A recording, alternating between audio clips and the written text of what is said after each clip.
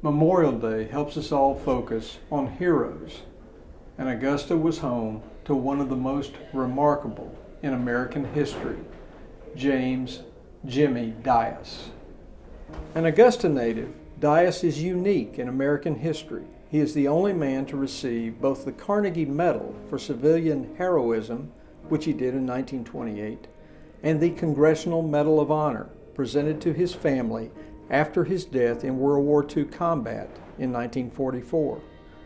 Both Augusta and North Augusta can share him. He lived with his family in North Augusta from 1909 until he left in 1927 to attend then Clemson College. Before college, he was a student at the Academy of Richmond County and active in the Corps of Cadets. Dyess earned the Carnegie Medal saving a woman from drowning. He was on vacation on the beach of Sullivan's Island near Charleston in July of 1928 when he noticed that she needed help.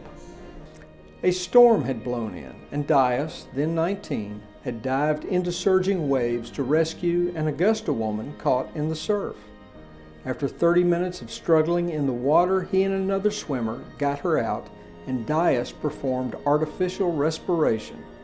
For his action, he received the Carnegie Medal, the nation's highest award for peacetime bravery.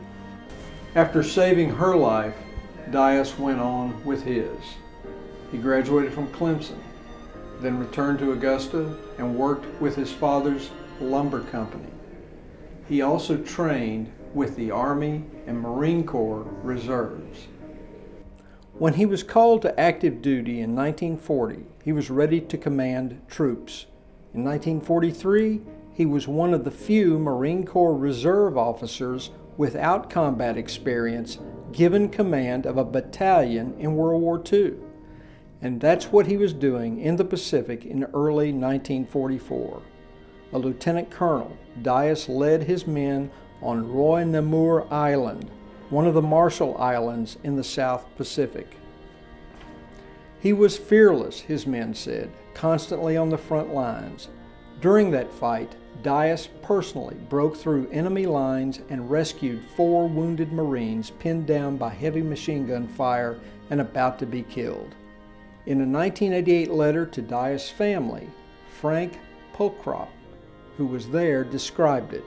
First person I saw was Colonel Dyess. He was standing there in front of a half-track. The bullets were hitting the half-track and hitting the tires all around him, at his feet and so on, and he never moved except to direct a man to do this or men to do that. He came, cleared a path for us. His men came in, pulled us out of this cul-de-sac or whatever you want to call it, this trap, and they took us back to this excavation from the huge explosion.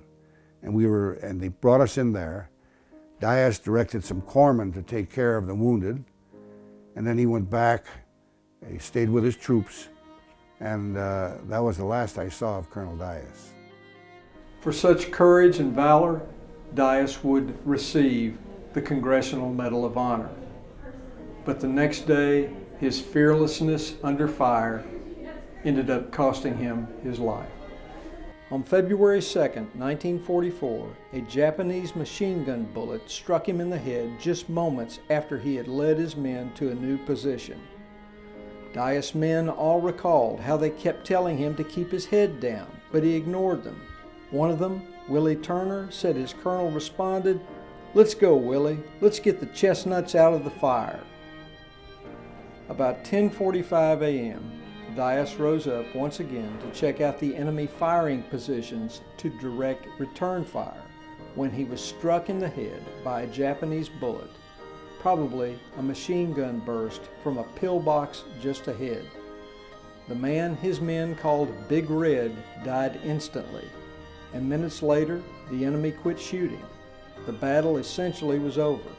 The victory was won, and our country had lost a leader and a hero.